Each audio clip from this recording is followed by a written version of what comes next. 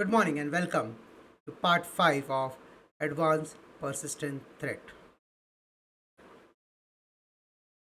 Let's now look at the summary checklist on various aspects that we discussed till now. This is from a threat actor perspective. Let's start off with targeted attacks. How does it work? Well, first, APT chooses victims carefully based on political, economic, or strategic value. Then they conduct open source intelligence on target organization, staff, and vendor. So they look at the behavior. Then they identify key persons using tools or using LinkedIn or social media. Once done, they select targets aligned with their campaign. They might steal military IPs, sabotage energy infrastructure, or anything which is of valuable interest for them. Then they design tailored phishing or attack vectors based on organizational habits or employee roles. So that's the first of targeted attacks. The next is APTs remain inside the environment for a long period or extended period to maximize the intelligence collection. They install persistence mechanism, example scheduled tasks, services, registry keys, etc. Then they maintain access across multiple systems using redundant backdoors. They avoid drawing attention, often remain dormant for days or weeks between actions. And they periodically rotate C2 infrastructure or malware variants to avoid detection. Once this is achieved, then APT consists of technical proficient operators with access to resources. They use zero-day exploit or sophisticated privilege escalation techniques. They build customized malware. Then they operate within multi-member team, malware developer, exploit engineers, reconnaissance specialist, and emulate normal user behavior and adapt tactics in real time when monitored. Once that is done, then APTs develop or modify malware to suit each unique target. They deploy unique variant for different victims, different strings, behavior triggers, etc. They use modular implants, load only needed functions like whether it is key logging or exfiltration or screenshots. They obfuscate payloads using packers, encryptions, or polymorphic codes. And they utilize command line scripting for living off the land, tools to reduce reliance on malware binaries. They use your resources for their purpose. Once that is in place, APT prioritizes hiding their presence from detection systems. They disable or evade antivirus, logging agents, or EDR solutions. They use legitimate admin tools to avoid detection. They delete their logs, hide their processes, and spoof file timestamps. They exfiltrate data during off hours or in small packets to avoid traffic spikes. Once done, APTs exploit various vectors to increase chance of successful intrusion. They launch spear phishing emails with tailored malicious documents. They exploit unpatched public facing systems. They conduct watering hole attacks on industry specific websites. They compromise trusted vendors or supply chain to gain internal access. They use stolen or leaked credentials to access via legitimate channels. Once done, APT establish covert channels to control infected systems remotely. They configure malwares to connect via HTTPS, DNS, or cloud services. They use encrypted traffic to mask commands and stolen data. They employ beaconing techniques, example periodic check-ins, to avoid raising alarms. They implement fallback mechanism, that is multiple domains or IP for resilience. And they leverage domain fronting or fast flux DNS to conceal server locations. Once that's in place, we reach wherein the end goal is typically to steal valuable data or cause operational disruption. They identify and collect sensitive data. They stage the data in a compressed and encrypted format in hidden directories. And they exfiltrate data using covert channels, maintaining data integrity post theft to avoid any suspicion. And in sabotage campaigns, carefully trigger malware only after conditions are met. It's like a time bomb or specific system configurations. So summary characteristics, well, performing OSINT, craft tailored lures, install backdoors, avoid detection for months, use custom malware, exploit multi-role teams, build payload per target, use modular design, blend with legitimate traffic, erase their track, trigger phishings, exploit, use third-party abuse, use HTTPS, DNS cloud for silent communication, collect, encrypt, and exfiltrate stealthily. I hope the whole sequence is clear and understood. The whole idea for me to run this again with you is so that the whole story comes together and you can plan your strategy accordingly at each steps. Now from an organizational readiness perspective, let's look at that flow also. Well, threat actor focus is to conduct reconnaissance to identify specific high value target. Organization can implement cyber threat intelligence to understand APT targeting patterns in your industry. Can conduct digital footprint reduction by limiting exposure of employee data, project info, IP address, etc. Use email authentication protocol to prevent spoofing. Train your executive and high-risk user in spear phishing awareness. Regularly rotate internal project code names and acronym to reduce the OSNT value. And when it comes to persistent presence, organization can deploy the EDR, XDR tools with real-time detection and behavioral analytics. They need to perform weekly threat hunting for signs of beaconing, lateral movements, and unknown persistence. Need to use least privilege and segregation of duties to limit account abuse.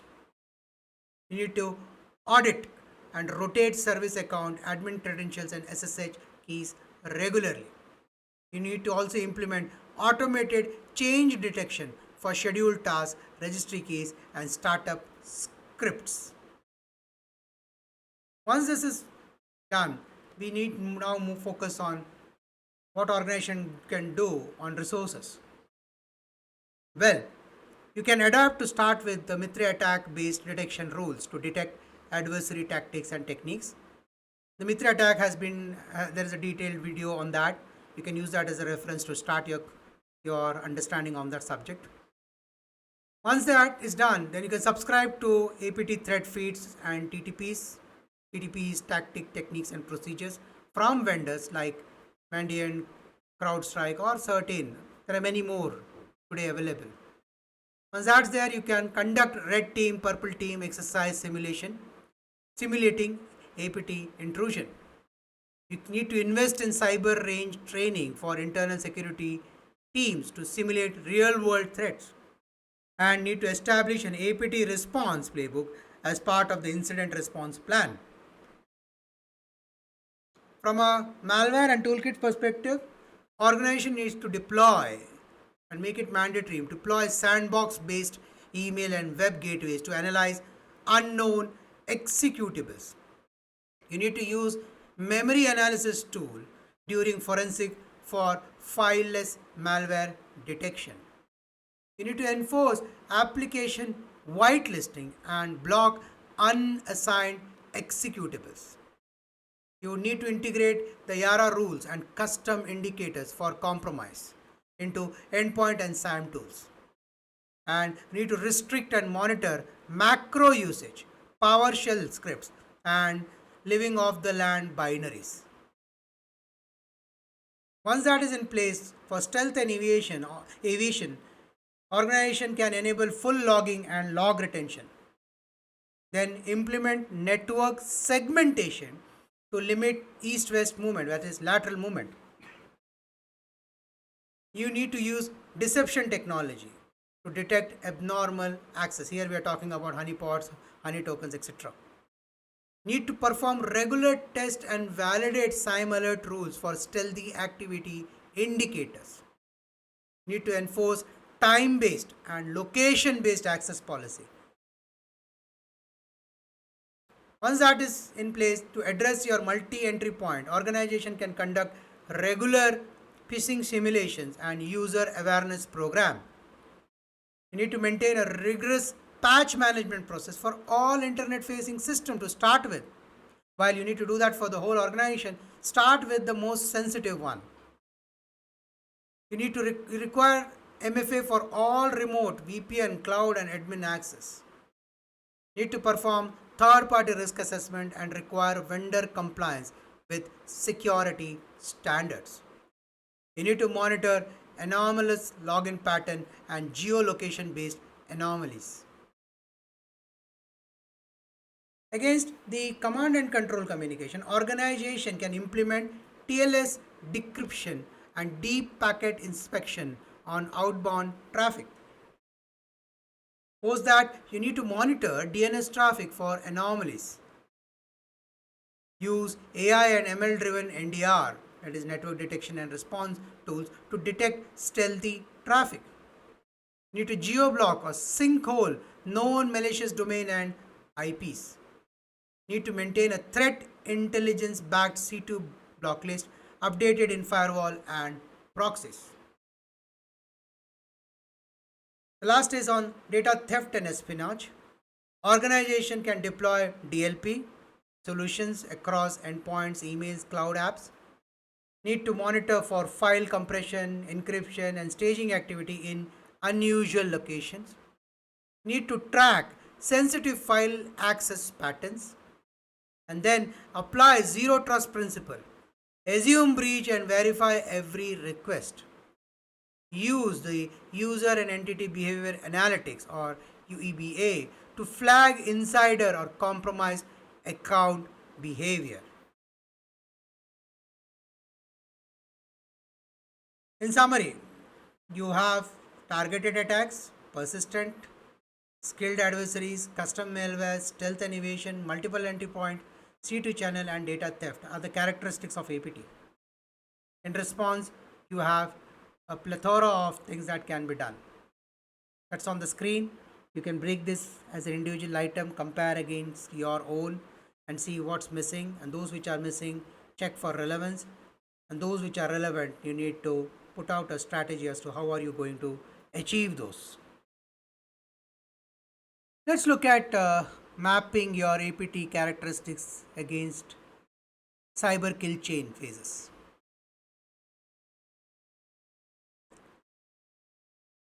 Well, on targeted, on APT, the kill chain is recon.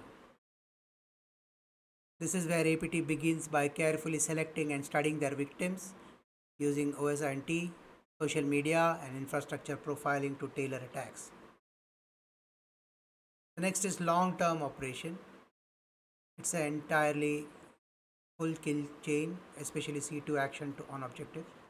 This is a place where APT remains embedded for extended period, often months or years, conducting low and slow operation to avoid detection while fulfilling long-term goals. On the next phase, these attackers develop custom exploit, use advanced malwares and adapt to defenses dynamically. often employing 0 days and sophisticated payload. On this phase is covered, the next is APT uses multiple vectors, whether it's email, web, third party, USB, and so on, to ensure at least one delivery succeeds. Redundancy is key to persistence. Then they establish covert channels, whether it is DNS tunneling, HTTPS, custom protocol, etc., to maintain access and issue remote commands undetected. And then they reach the final objective, which is about stealing confidential data, IP, credentials, or trade secret. And it's executed by carefully staged and encrypted data transfer. Now let's look at from a MITRE attack technique perspective how it is mapped. Now if you see from this side, MITRE has specific ones. So I would recommend you look at the MITRE attack details. Your cybersecurity guys would already have this in place. For those who are new, they can look at my video on MITRE attack. Maybe that might help you start with the foundation and then you can build on it.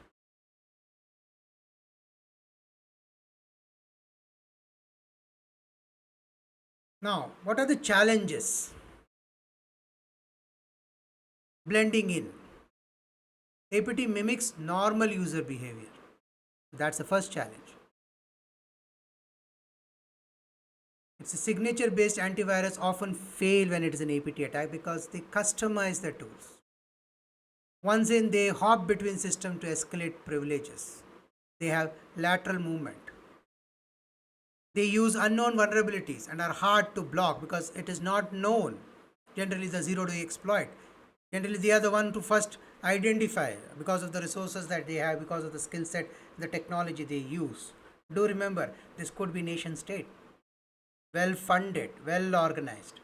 They might have a much better or higher grip on the subject. Now, how to defend against APT? First, network segmentation, which is isolate critical systems from broader access. Proactively search for abnormal behavior. Use AI to detect anomalies, not just signatures. Train employees to spot phishing and social engineering. Reduce the risk of stolen credentials. Regularly update all systems to close known vulnerabilities. Have a tested plan ready to minimize damage.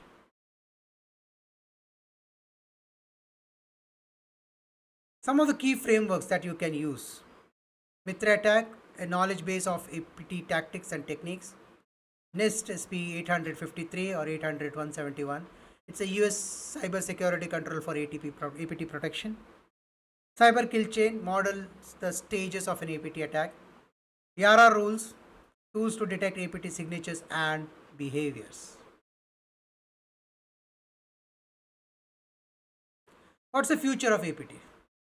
Well, using machine learning for adaptive and autonomous attack, this is going to be difficult. APT uses AI.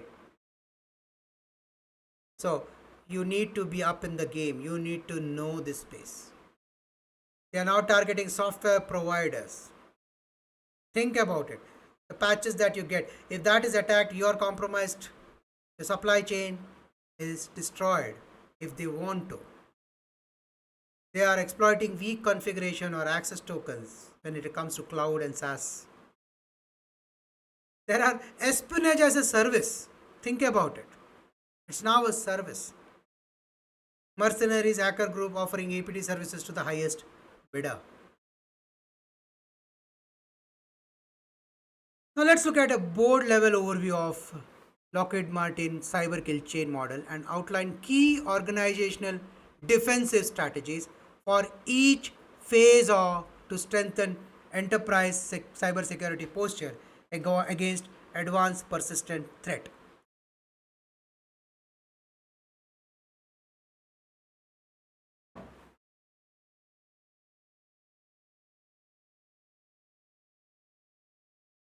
From reconnaissance perspective, the threat actor goal is to identify target vulnerabilities and gather intelligence for attack planning.